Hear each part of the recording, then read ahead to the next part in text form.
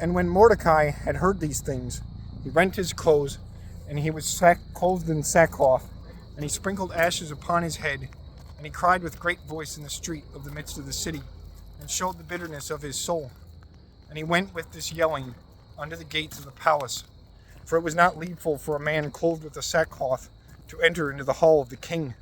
Also, in all provinces, cities, and places to which the cruel sentence of the king was come, there was great wailing, fasting, and weeping, and yelling with the Jews. Many Jews used a sackcloth and ashes for their bed. And the damsels and the honest servants and chaste of Esther entered in, and told this thing to Esther, which thing she heard, and was astonished. And she sent a cloth to Mordecai, that when the sackcloth was taken away, he should clothe him therein, the which cloth he would not take. And after that, Hatak, the honest servant and chaste, was called, whom the king had given as a minister or servant to her.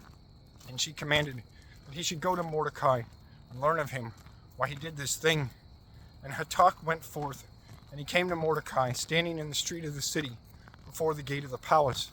And he showed to Hatak all things that had befallen, how Haman had promised to bring silver into the treasures of the king for the death of the Jews.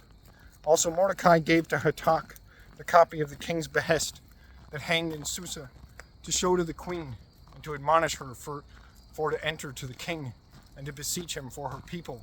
And Hatak went again, and told to Esther all things which Mordecai had said.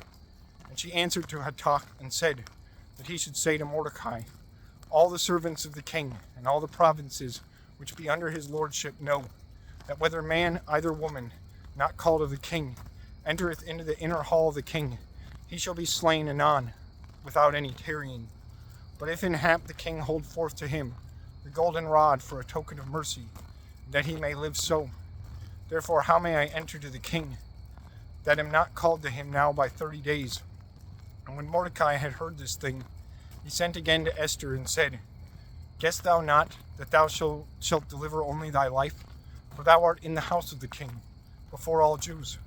For if thou art still now, the Jews shall be delivered by another way, and thou and the house of thy fathers shall perish. And who knoweth whether therefore thou camest to the realm, that thou shouldest be made ready in such a time to help? And again Esther sent these words to Mordecai, saying, go thou, and gather together all the Jews, which thou findest in Susa, and pray ye for me.